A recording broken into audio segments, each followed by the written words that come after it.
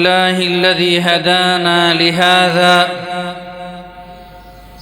وما كنا لنهتدي لولا أن هدانا الله. أوليتني نعما أبوح بشكرها،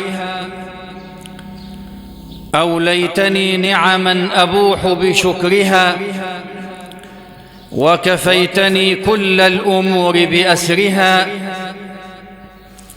فلأشكرنك ما حييت، فلأشكرنك ما حييت، وإن أمت فلتشكرنك أعظمي في قبرها.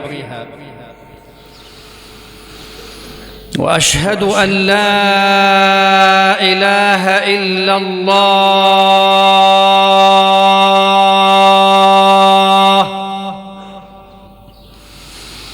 وحده لا شريك له، وحده لا شريك له.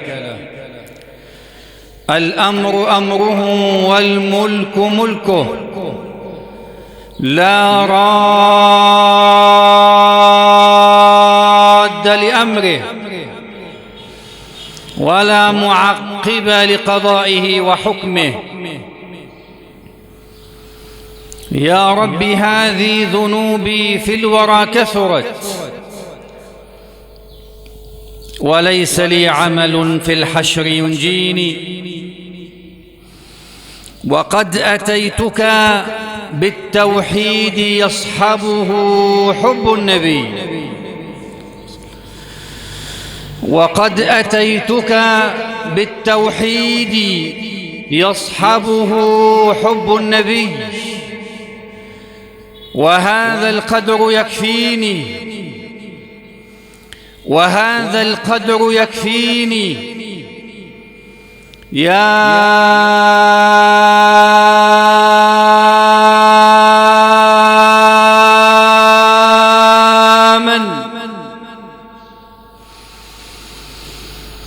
يا من لطفت بحالي، يا من لطفت بحالي، يا من لطفت بحالي عند تكويني، لا تجعل النار يوم الحشر تكويني. وأشهد أن سيدنا ونبينا وحبيبنا وأستاذنا وقدوتنا ومعلمنا وقرة أعيننا ومخرجنا من الظلمات إلى النور محمدًا رسول الله صلى الله عليه وسلم. نشهد أنك يا رسول الله قد بلغت الرسالة وأديت الأمانة ونصحت الأمة، فكشف الله بك الغمة. وجاهدت في الله، وجاهدت في الله حق جهاده حتى أتاك اليقين، حتى أتاك اليقين. وتركتنا يا سيدي، يا سيدي، وتركتنا يا سيدي، وتركتنا يا سيدي على المحجة البيضاء ليلها كنهارها لا يزيغ عنها إلا هالك. فاللهم صل عليه، فاللهم صل عليه وعلى آله وصحبه ومن سار على نهجه واستنى بسنته واقتفى أثره إلى يوم الدين. وارض اللهم عن الصحابة الغر الميامين الصابرين المحتسبين الذين قال لهم الناس إن الناس قد جمعوا لكم فاخشوهم، فزادهم إيمانا وقالوا حسبنا الله ونعم الوكيل. أما بعد، أيها الموحدون، أيها الصائمون، أيها القائمون الراكعون، الساجدون، أيها التائبون الحامدون السائحون الراكعون الساجدون الآمرون بالمعروف والناهون عن المنكر. لا زلنا مع المهمة العاجلة والله المستعان. لا زلنا مع المهمة العاجلة التي نستجلب بها النعم. لا زلنا مع المهمة العاجلة التي نستدفع بها النقم. لا زلنا مع المهمة العاجلة التي نطرق بها أبواب الجنة. لا زلنا مع المهمة العاجلة التي نتقي بها سوء العذاب يوم القيامة. لا زلنا مع المهمة العاجلة التي نستدفع بها الهموم والغموم والكروب. لا زلنا مع المهمة العاجلة التي سمى الله عز وجل بها وباسمها سورة كاملة في القرآن الكريم، سماها بسورة التوبة، والتي جاء فيها التائبون العابدون الحامدون السائحون الراكعون الساجدون الآمرون بالمعروف والناهون عن المنكر والحافظون لحدود الله وبشر المؤمنين. قل يا عبادي الذين أسرفوا على أنفسهم لا تقنطوا من رحمة الله. الله الله الله. قل يا عبادي الذين أسرفوا على أنفسهم لا تقنطوا من رحمة الله إن الله يغفر الذنوب جميعا. الله الله الله الله. إن الله يغفر الذنوب جميعا إنه هو الغفور الرحيم.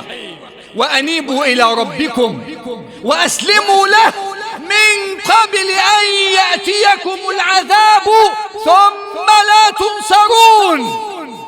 واتبعوا أحسن ما أنزل إليكم من ربكم من قبل أن يأتيكم العذاب بغتة وأنتم لا تشعرون. أن تقول نفس يا حسرة على ما فرطت في جنب الله وإن كنت لمن الساخرين، أو تقول لو أن الله هداني لكنت من المتقين. قل يا عبادي الذين أسرفوا على أنفسهم. لم يقل المولى قل يا أيها المذنبون، لم يقل قل يا أيها العصاة أبدا، وإنما قال قل يا عبادي، ولم يقل قل يا عبادي العصاة أو قل يا عبادي المذنبين، وإنما قل يا عبادي الذين أسرفوا. والإسراف هذه الكلمة وهذه اللفظة تدل على المبالغة الكبيرة الشديدة في ارتكاب المعاصي والذنوب. هؤلاء الذين أذنبوا الليل والنهار، الذين وقعوا في صغائر الذنوب وكبائرها، هؤلاء الذين أسرفوا على أنفسهم. أولم يقل المولى يا ابن آدم يا ابن آدم لو بلغت ذنوبك عنان السماء. الله الله الله الله على الإسلام، الله على هذا الدين. يا ابن آدم لو بلغت ذنوبك عنان السماء، عنان السماء، ثم استغفرتني غفرت لك ولا أبالي. يا ابن آدم لو بلغت ذنوبك عنان السماء ثم استغفرتني غفرت لك ولا أبالي. يا ابن آدم لو أتيتني بقراب الأرض خطايا، يعني بملء الأرض خطايا، بقراب الأرض خطايا، ثم لقيتني لا تشرك بي شيئا لأتيتك بقرابها مغفرة. ما هذا الجمال، ما هذا الجمال. قل يا عبادي الذين أسرفوا على أنفسهم. هنا إضافة لمن؟ إضافة لمن؟ هنا إضافة الله عز وجل يضيف العصاة لنفسه. اسمع، انظر إلى هذا الشرف. قل يا عبادي الذين أسرفوا. هذا يسمى شرف الإضافة لله عز وجل، فقد أضاف الله العصاة لنفسه.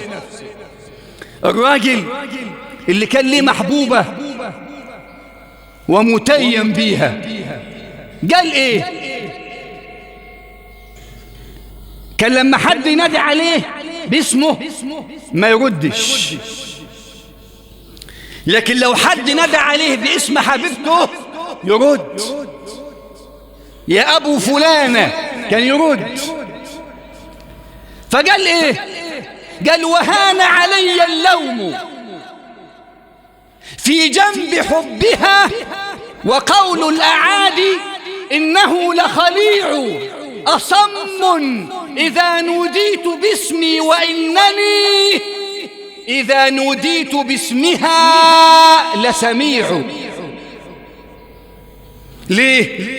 لأنه شاف إن في شرف كبير له لما ينسب لها، لما يضاف لها. فأي شرف وأي تكريم وأي تعظيم من الله عز وجل لعصاة هذه الأمة حينما يقول الله عز وجل قل يا عبادي الذين أسرفوا على أنفسهم. اهدى، قل يا عبادي الذين أسرفوا على أنفسهم لا تقنطوا من رحمة الله. انت أذنبت، تعال بس، تعال توضأ وافرش سجادة الصلاة بتاعتك، وقف بين يدي الله وناجه واعترف بذنبك. هي التوبة ايه؟ تعريف التوبة ايه؟ باختصار شديد: شعور بالندم على ما مضى، شعور بالندم على ما مضى، والاعتراف بالذنب لمن اطلع ورأى، والعزم على عدم العودة فيما بقى، والعمل بكتاب الله وسنة الحبيب المصطفى.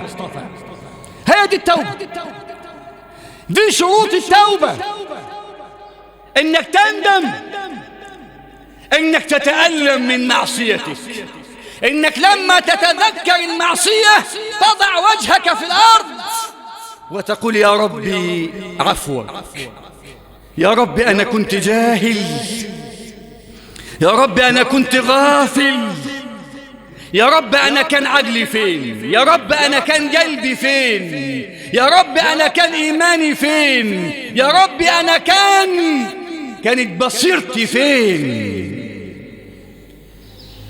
هو مش سيدنا النبي علمنا حديث ماتع يسمى بسيد الاستغفار؟ إنك تقول اللهم أنت ربي لا إله إلا أنت، خلقتني وأنا عبدك، الله ما تقولش الحديث وانت نايم وانت غافل وانت سرحان. ما تقولش الاعتراف ده هو انت مش واخد بالك. لازم تستحضر القلب والسمع والبصر والعقل واللحم والعصب والكيان والظاهر والباطن حينما تعترف وتتذلل بين يدي الله. تقول اللهم مهمة عاجلة في رمضان، اللهم أنت ربي لا إله إلا أنت، خلقتني وأنا عبدك وأنا على عهدك ووعدك ما استطعت، أعوذ بك من شر ما صنعت، أعوذ بك من شر ما صنعت، أبوء لك بنعمتك علي وأبوء بذنبي، أعترف لك بذنبي وأبوء بذنبي فاغفر لي فإنه لا يغفر الذنوب إلا أنت. إنك تعترف. أنتوا فاكرين الغامدية اللي وقعت في جريمة الزنا وهو من أكبر الكبائر، أن ينتهك العبد حرمة مسلم، من أكبر الكبائر الزنا. حتى النطفة نفسها بتشتكي إلى الله حينما تقذف في الحرام. النطفة تنادي وتقول لصاحبها زادك الله هما وغما وكربا ومارة. كل مولود يولد يقول يا أمي ويا أبي وأنا إن قدرت لي الحياة فمن سأقول أشكوك إلى الله، أشكوك إلى الله، أشكوك إلى الله. لكنها أذنبت واحترق قلبها من شدة هذه المعصية، وذهبت لرسول الله، وقفت بين يديه بكل جرأة، لأن الحدود كانت مفعلة. أسأل الله أن يرد الأمة إلى كتابه وإلى حدوده وإلى سنة نبيه ردا جميلا. وقفت بين يدي المصطفى. أما من فعل هذا اليوم فعليه أن يستر على نفسه وأن يتألم وأن يئن وأن يبكي وأن يعترف وأن يتوب وأن يندم وأن يقدم الأعمال الصالحة. لا نغلق باب التوبة في وجه أحد. وقفت بين يدي النبي صلى الله عليه وسلم وقالت يا رسول الله زنيت فطهرني يا رسول الله. فشاح النبي عنها بوجهه، فجاءته إلى جهة اليمين وقالت يا رسول الله أصبت حدا فطهرني. فشاح النبي عنها بوجهه. وكلما أشاح النبي عنها بوجهه كلما ذهبت وقفت بين يديه وهي تصر على ما تقول، حتى أقرها النبي بفعلتها فأقرت. فقال اذهبي حتى تضعي حملك. 9 أشهر وهي تبكي وتئن وتتأوه وتستغفر وتذكر وتسبح وتتوب، ونيران التوبة تشتعل في قلبها تقض مضجعها. وبعدما وضعت وليدها حملته في قطعة قماش وذهبت إلى رسول الله. لسه برضو انت مصممة، انت مصممة وتروح لسيدنا النبي وتقول له ها أنا ذا قد وضعت ولدي يا رسول الله، ها أنا ذا قد وضعت ما في بطني يا رسول الله، لأنه ليس من أولادها، ليس ولدا لها.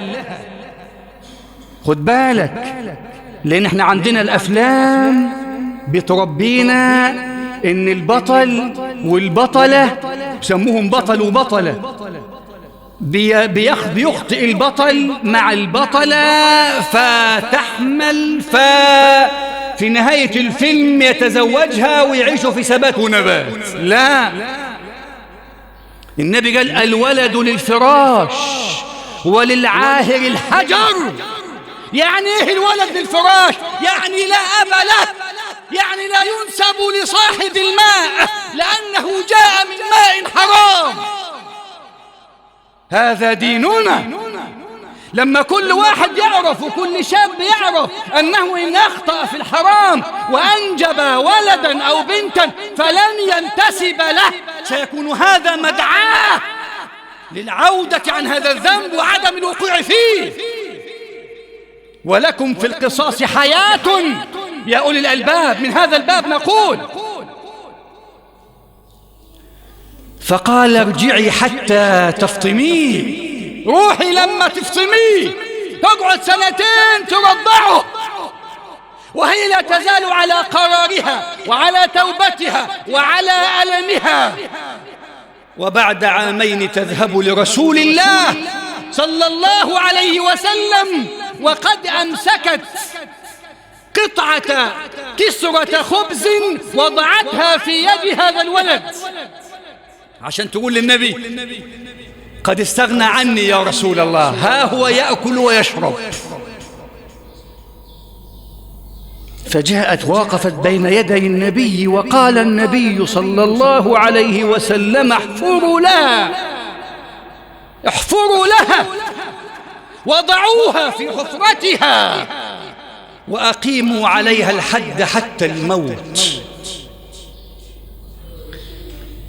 ويقف سيدنا عمر، وفي رواية أن سيدنا خالد، وكانوا من يرجمونها بالحجارة.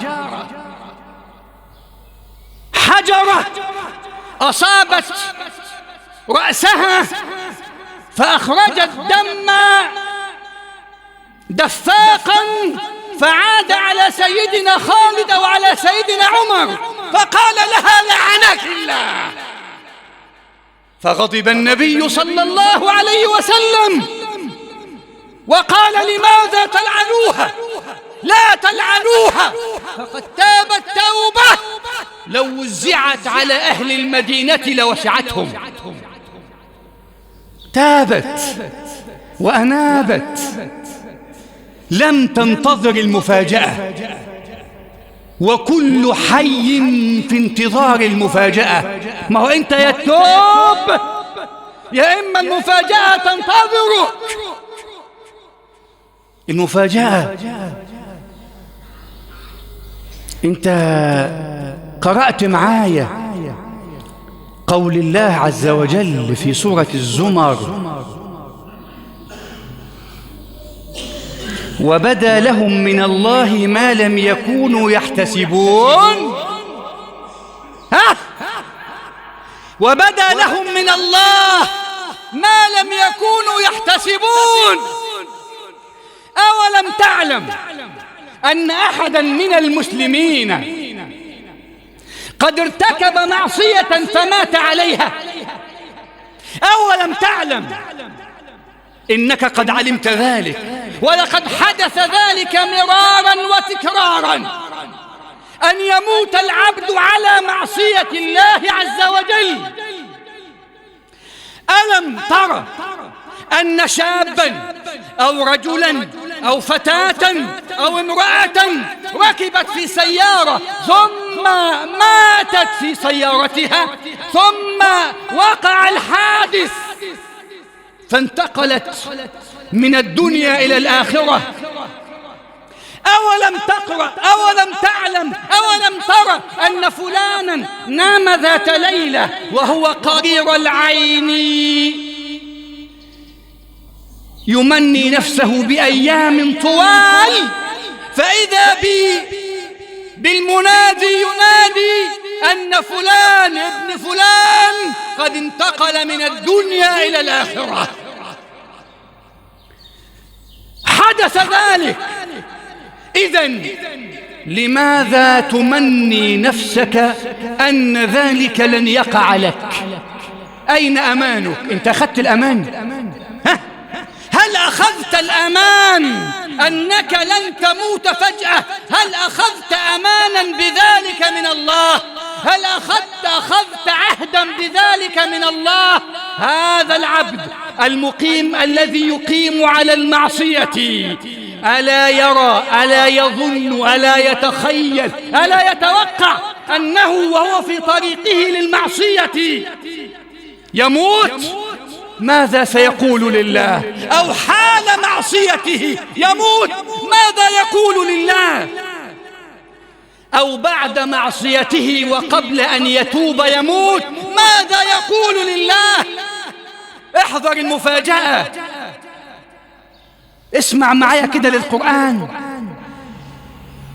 احسبها صح، لأن ربنا قال وبدا لهم من الله ما لم يكونوا يحتسبون. انت عندك آلاف مؤلفة في المقابر ما كانوا يظنوا أو يحتسبوا أن يموتوا بهذه الطريقة.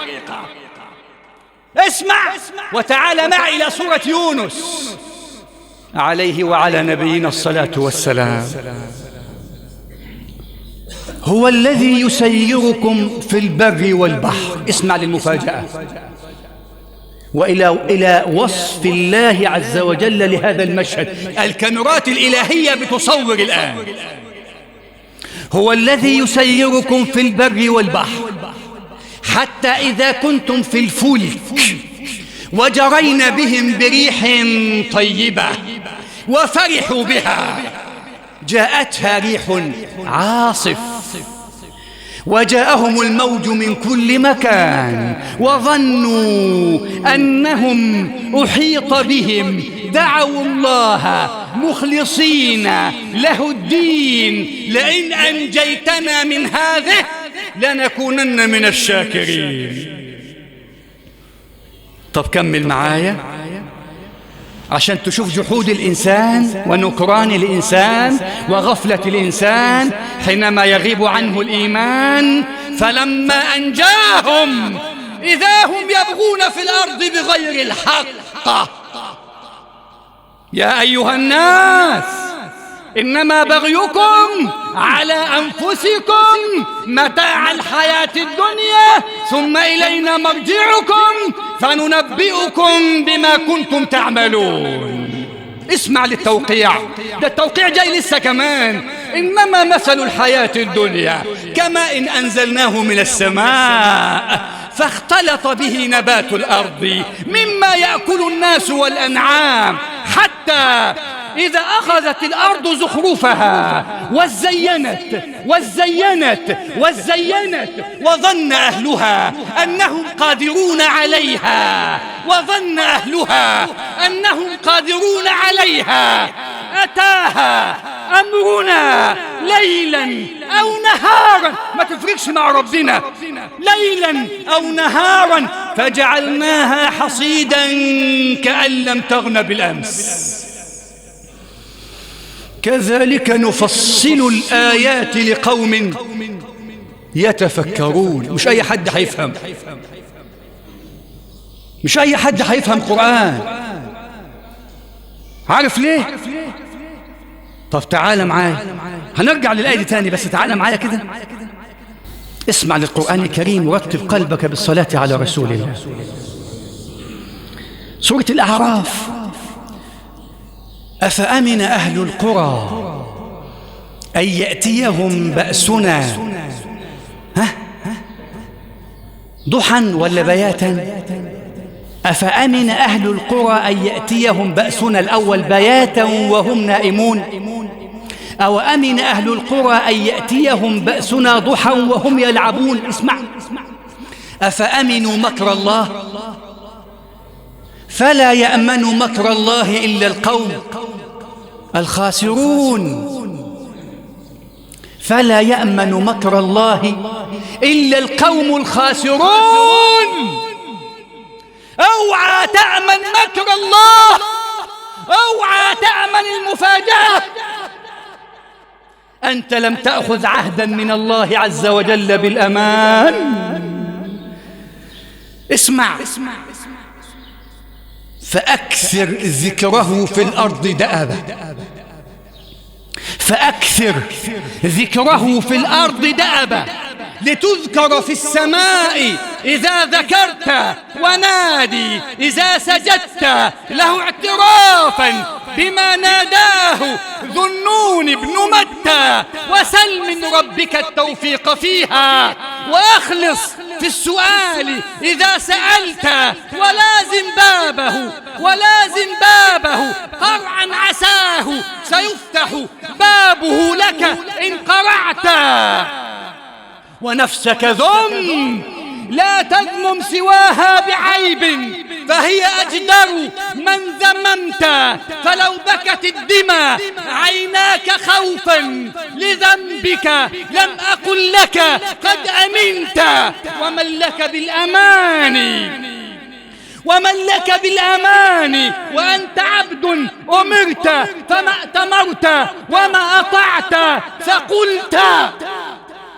فقلت من الذنوب ولست تخشى لجهلك أن تخف إذا وزنت. فلا تقل الصبا فيه مجال، وفكر كم صبي قد دفنت. تفت فؤادك الأيام فتا، وتنحت جسمك الساعات نحتا، وتناديك المنون نداء صدق، ألا يا صاح أنت تريد أنت. الموت ينادي عليك، المفاجأة تنادي عليك. هل تذكرون السفينة تيتانيك، السفينة التي لا تقهر والتي لا تتحطم؟ هكذا قال صناعها، قالوا هذه سفينة، هذه باخرة لا يمكن لأحد أن يقهرها. قالوا نصا، أحدهم قال نصا هذه باخرة لا تقهر، حتى الله لا يقوى على قهرها. هكذا قال، حتى الله لا يقوى على تحطيمها. خذ وصف السفينة عشان تعرف انت فين وقدرة الله فين، انت فين وعظمة الله فين، عشان تعرف حجمك. لازم كل واحد فينا يعرف حجمه كويس عشان ما يفاجأش. سفينة طولها 270 مترا طول، وزنها 50 طنا، طوابقها 10 طوابق، أدوار مش دور واحد، 10 أدوار. سفينة عملاقة باخرة عملاقة، صنعت وأنفق عليها أموال طائلة، أغنياء العالم اشتركوا في صناعتها. انطلقت من إنجلترا في العام 1912 انطلقت يوم 10 إبريل. يوم 15 إبريل أوقف الله عز وجل في طريقها، وكانت في المحيط الأطلسي، في طريقها جبلا من الجليد، شوية تلج شوية مية يعني، بس ربنا جمتهم، جمتهم. ففي اليوم الخامس قسمها الله عز وجل نصفين. السفينة التي لا تقهر كان على متنها ما يقرب من 3000 نفس، ماتوا جميعا إلا قليلا. وكم من أغنياء أمريكا رجل مات مع من مات في هذه السفينة. لم يكتشفوا حطام هذه السفينة إلا في سنة 1985. من 1912 لم يكتشفوها، اكتشفوها على بعد 3000 متر و800. أنت متخيل؟ في قاع المحيط 3 كيلو 4 كيلو يعني إلا 4 كيلو تحت المية، والبحر ما هو إلا مخلوق صغير من مخلوقات الله عز وجل، كائن صغير في هذه الكرة الصغيرة التي تسبح في الفلك الواسع الشاسع. هذا المحيط ابتلع هذه الباخرة لما تحدى أهلها الله عز وجل. اوعى تتحدى ربنا، اعرف حجمك. أنا هنختم لك الكلام الخطبة الأولى بالآتي، والشباب يسمعوا بقى ويركزوا معايا والله، وحتى الكبار وحتى الشيوخ، لأن المعصية ما عليهاش كبير. المعصية ما عليهاش كبير. اوعى تحط نفسك في موطن المعصية وتقول أنا قدها، لا. اوعى تعرض نفسك للفتن وتعرض نفسك للامتحان وأنت قادر على الابتعاد.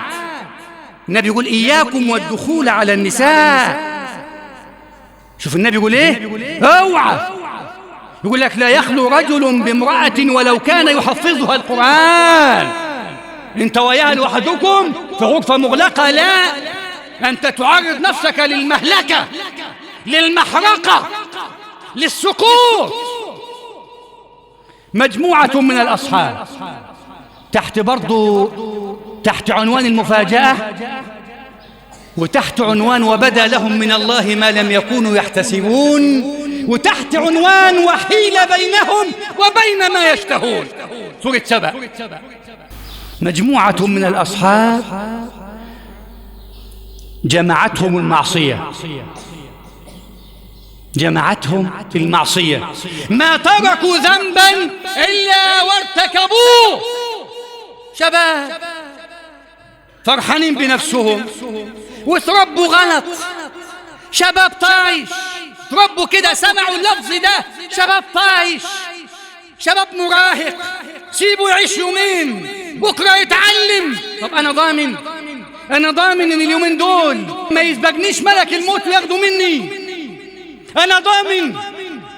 ما أنتش ضامن إنك تسيب ابنك للمعاصي والذنوب وللمهالك وتقول بكرة يتعلم إمتى؟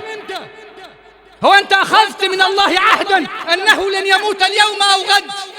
مجموعة من الأصحاب شربوا الخمر ووقعوا في جريمة الزنا وأخذوا الشقق المفروشة وفعلوا الأفاعيل.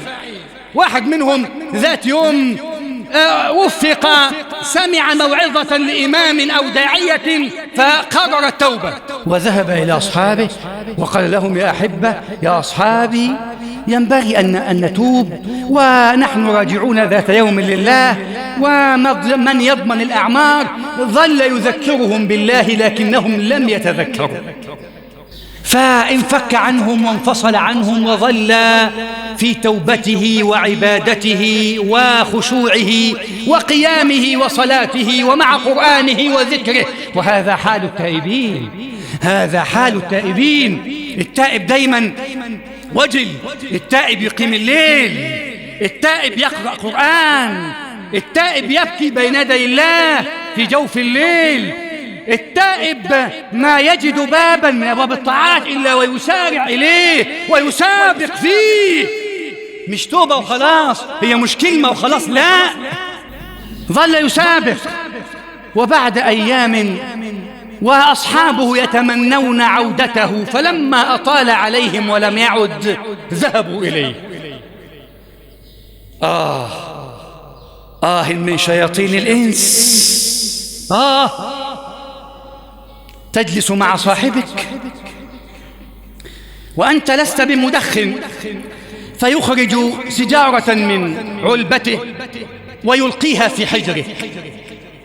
يا أخي أنا لست بمدخن، يقول يا أخي اشربها، يعني مش تعمل لك حاجة، اشرب.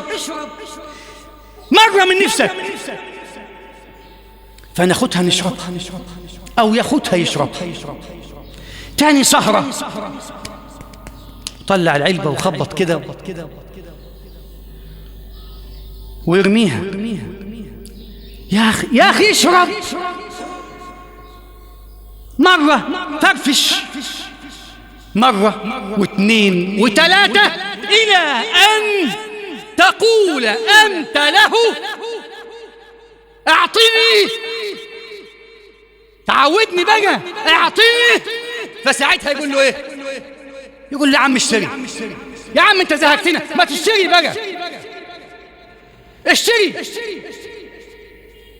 خد بالك، اوعى تستهون بالكلام ده، اوعى تستصغر المشهد ده. هو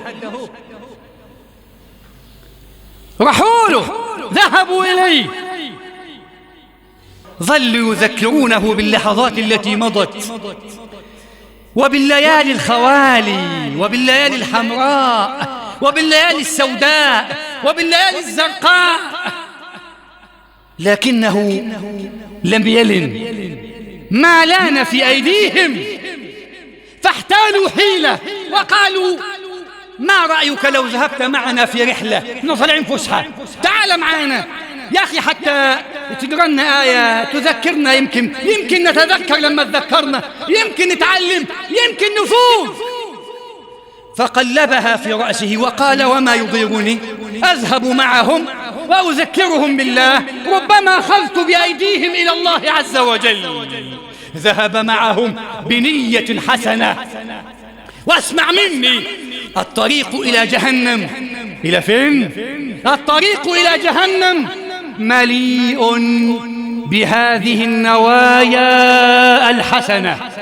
كثير من أصحاب النار كانت نواياهم حسنة، ولكن النية وحدها لا تكفي، النية وحدها لا تكفي يا أحبة، النية وحدها لا تكفي.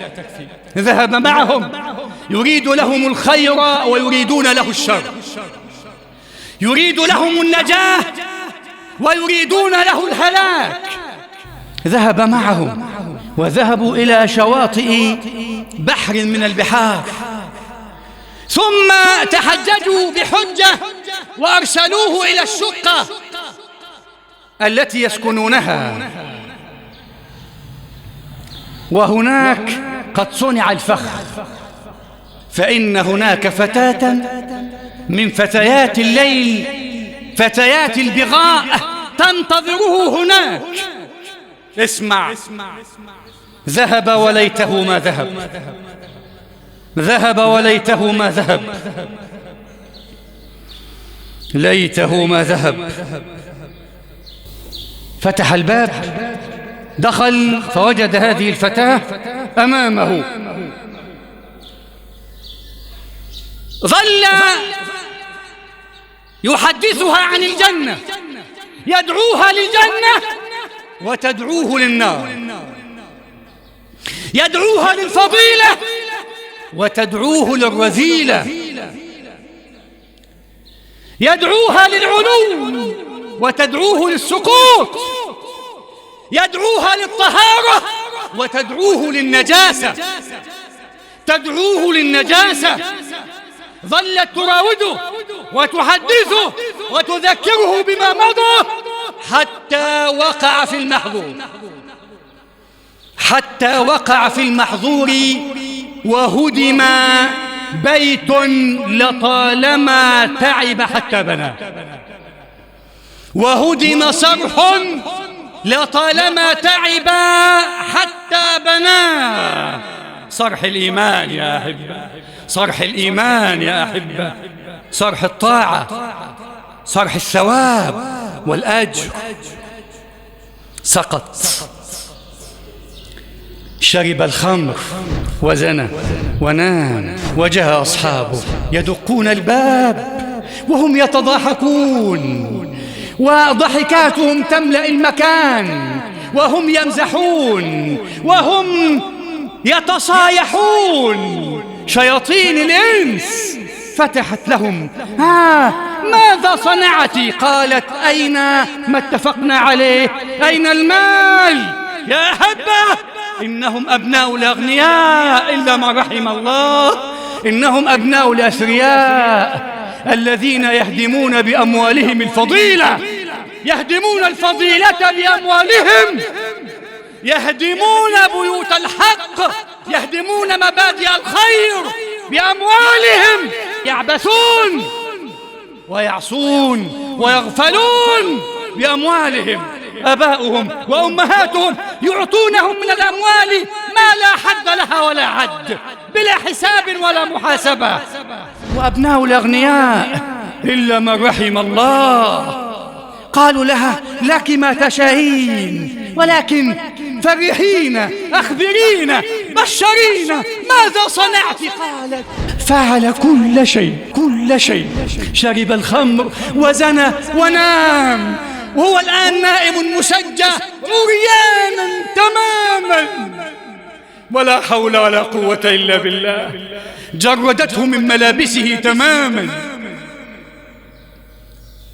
دخلوا عليه والتفوا من حوله، هذا يعبث بيده، وهذا يعبث في شعره، وهذا يمسك بقدمه، وهذا يمازحه، وهذا يلاعبه. يوقظونه: يا فلان، يا فلان، ما استيقظ؟ شرب الخمر وزنى ونام، فمات على أسوأ ختام، مات على أسوأ ختام، مات على معصية الله. ويوم يعض الظالم على يديه يقول: يا ليتني اتخذت مع الرسول سبيلا، يا ويلته ليتني لم أتخذ فلانا خليلا، لقد أضلني عن الذكر بعد إذ جاءني، وكان الشيطان للإنسان خذولا. أقول قولي هذا وأستغفر الله لي ولكم، استغفروه يغفر لكم.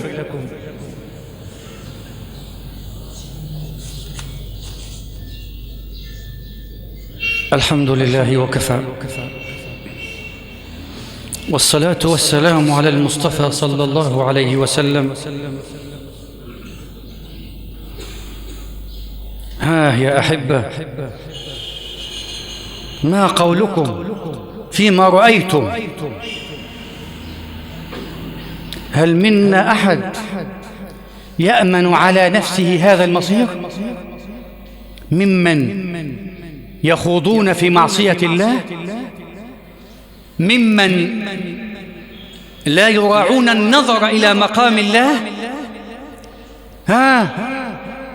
الشاب اللي يضمن أنه يعصي ويتوب يعصي، لكنك لا تضمن، أنت لا تأمن المفاجأة، لا تأمن المفاجأة.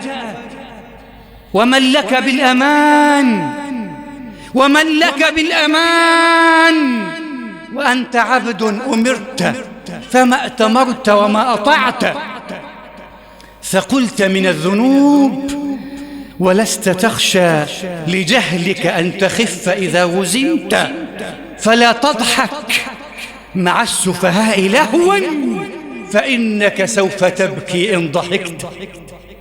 فلا تضحك مع السفهاء لهوا فإنك سوف تبكي إن ضحكت، ولا تقل الصبا فيه مجال، وفكر كم صبي قد دفنت، تفت فؤادك الأيام فتا، وتنحت جسمك الساعات نحتا، وتناديك المنون الموت، الموت اللي جاي جاي، وتناديك المنون نداء صدق، ألا يا أنت تريد أنت.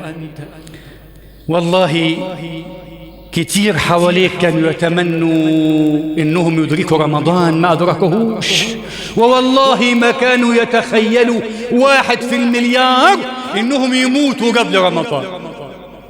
لو أنك أخرجت هؤلاء الذين ماتوا فجأة من قبورهم ثم سألتهم: هل كنتم تظنون أو تتخيلون ذات يوم أنكم تموتون بهذه الطريقة؟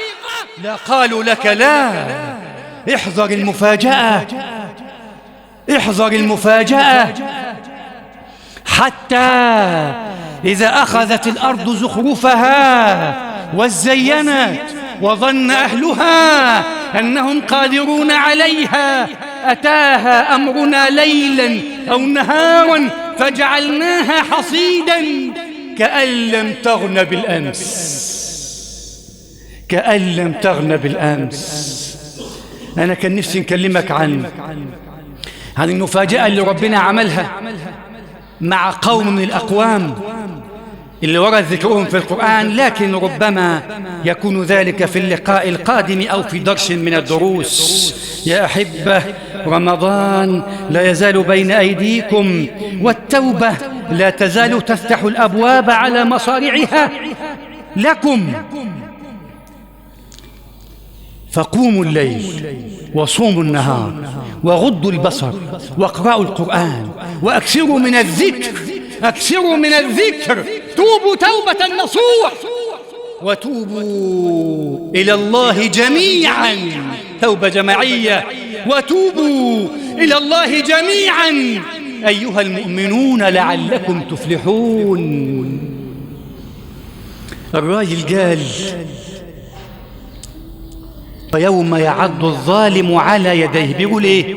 يقول يا ليتني اتخذت، خد بالك، اتخذت دي يعني قرار، يعني اخذ القرار. انت اخذت القرار، انت اخذت القرار بالتوبة، اخذت القرار برد المظالم، اخذت القرار بالعفو عمن ظلمك، أخذت القرار أنك ستقوم الليالي الباقية من رمضان ولن تترك ليلة، أخذت القرار بصلاة الفريضة، أخذت القرار بصلاة السنن القبلية والبعدية، أخذت القرار بصلاة النوافل، أخذت القرار بعمل ورد لك من الصلاة على النبي المختار صلى الله عليه وسلم، أخذت القرار بإزالة الأرقام، أرقام البلايا والمحن والرزايا اللي على تليفونك،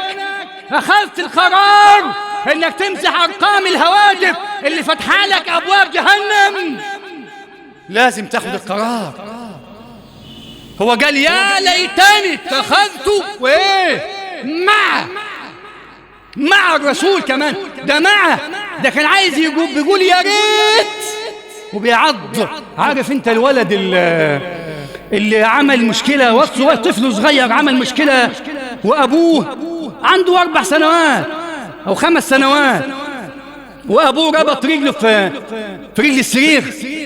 ها، دي حصلت، ربط رجليه في رجل السرير، ربط وزند وشدد في الرباط.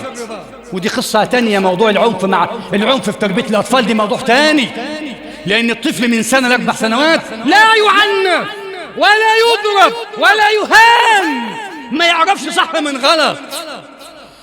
أبوه ربط رجليه في رجل السرير ونساه ونزل، واليوم عدى وجاب الليل فلقى إن رجل الولد ورمت، الغرغرينة مسكت في رجل الولد، وداه الدكتور. الأطباء قالوا لابد من بتر الساق، لازم رجل الولد تقطع، لابد أن تقطع ساق الولد. وفعلا قطعوا الساق. فلما الولد أفاق عمال يبكي ويقول له يا أبويا رجع لي رجليا ومش هنعمل كده تاني، رجع لي رجليا ومش هنعمل كده تاني. ما تعملش زي الأب والطفل. الأب ده يموت من الحسرة، يموت من حسرته، ونعاش يعيش حياته كلها في قهر بسبب ما صنع. لكن الشاهد إنك ما تجيش يوم القيامة وتقول لي يا رب رجعني، مش هترجع، مش هترجع، ما فيش فرصة تانية، ما فيش فرصة تانية. هي الفرصة ده، هي إنك تتخذ مع الرسول سبيلا في يوم الجمعة، ساعة إجابة. توجهوا معي إلى الله على تكون هذه الساعة.